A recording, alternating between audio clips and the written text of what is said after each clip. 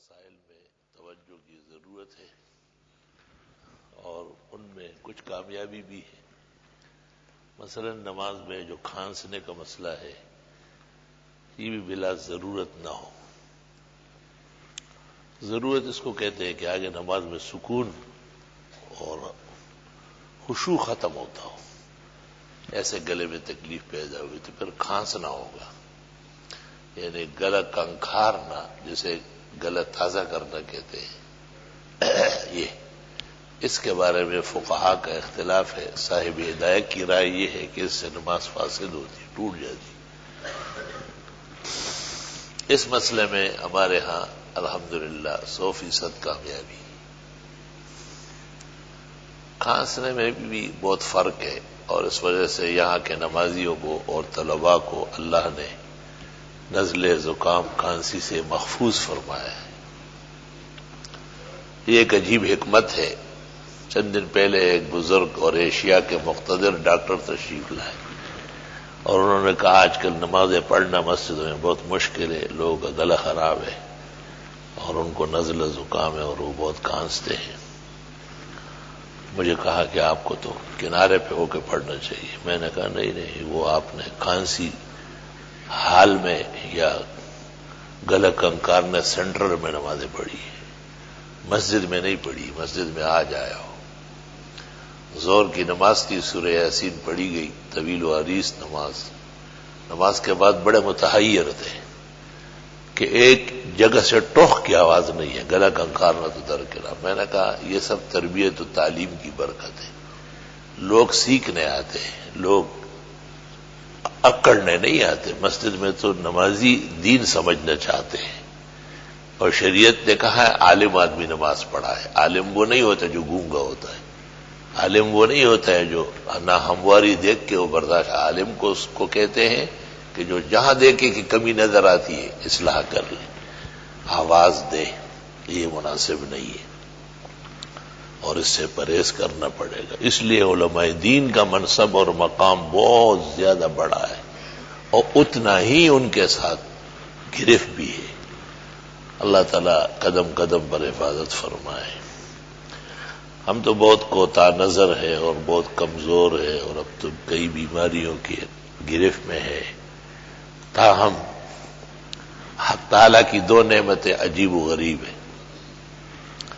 ایک تو نماز پڑھانے سے آرام ملتا ہے اور طبیعت کی خرابی کی صورت میں پیچھے کھڑا ہونا دشوار ہوتا ہے۔ یہ حیران کن بات ہے، سارا جہان اس پر حیران ہے، یہ اللہ کا خاص فضل ہے۔ دوسرا یہ کہ میں تمام اعمال میں سب سے بڑا عمل اور تمام فضائل میں سب سے بڑی فضیلت وہ امامت کو سمجھتا ہوں۔ قرآن کریم سے ثابت ہوتا ہے کہ امام انبیاء ہوا کرتے تھے اور ہمارے پیغمبر جناب رسول اللہ صلی اللہ علیہ وسلم امام الائمہ ہیں۔ معراج پر سب سے پہلے بیت المقدس میں آپ سے نماز پڑھائی گئی تاکہ آپ سب کے امام بنے، پورے جہانوں کے، کیونکہ انبیاء کے امام ہوئے، مرسلین کے۔ خیر بہرحال رسول اکرم صلی اللہ علیہ وسلم کو ارشاد تھا کہ اذا كنت فيهم فاقمت لهم الصلاة، جب آپ خود موجود ہو تو خود نماز پڑھایا کریں۔ کتنے بڑے بڑے لوگ تھے، ابو بکر، عمر، عثمان، علی، ابی بن کعب، اقرأ هذه الامة، عباس سنو الاب، فرمایا چچا تو میرے باپ کی طرح ہے۔ خالد بن ولید کو کہا اس کو کیا باتیں سناتے ہو، جہنم جانا چاہتے ہو کیا؟ تو معلوم نہیں نبی کا چچا ہے اور نبی کا چچا باپ کی طرح ہے۔ لیکن نمازیں آپ بیماری میں بھی، تکلیف میں بھی پڑھاتے تھے، یہاں تک کہ آپ بیٹھ کر نماز پڑھا رہے تھے اور لوگ پیچھے کھڑے تھے آخری نمازوں میں۔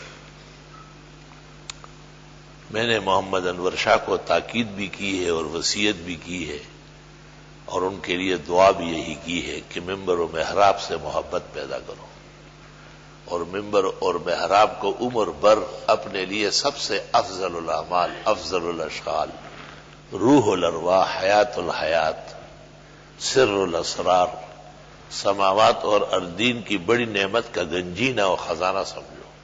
خبردار کہ اس سے ادھر ادھر ہو گئے، ورنہ میری نسبت اور میرا شرف تجھے قطعا حاصل نہیں ہوا۔ اس کو یہی تاکید ہے اس کی ماں کو، بہنوں کو، جاننے والوں کو، سب کو سمجھایا کہ بس یہ زمانے کا امام بنے اور اپنی نماز، اپنی مسجد، اپنا ممبر، اپنا محراب اس کو سجایا رکھے، سارا جہان اس کے پیروں میں خود بخود آئے گا، کیونکہ یہ انبیاء و مرسلین کا منصب ہے۔ انور شاہ سے مراد صرف وہ بیٹا نہیں ہے، یہ جتنے مجھ سے پڑھنے آئے ہیں 800 1000 دور حدیث کے 250 300 طلباء تخصص کے، اور یہ سابعہ و سادسہ و خامسہ کے، اولا و اعدادیہ کے، ثانیہ و ثالثہ کے، ناظرہ اور اعدادیہ کے، یہ سب انور شاہ ہے۔ شکل ایک ہے اور نام مختلف ہے، حقیقت میں وہی بیٹا ہوتا ہے جو اپنے بڑے کے علوم اٹھاتا ہے۔ بیٹا حقیقت میں وہ ہوتا ہے جیسے رسول اللہ صلی اللہ علیہ وسلم کا نسبی بیٹا کوئی نہیں، لیکن جہان اولاد سے بڑھ کر ہے۔ ما کان محمد ابا احد من رجالکم، حضرت تم میں سے کسی مرد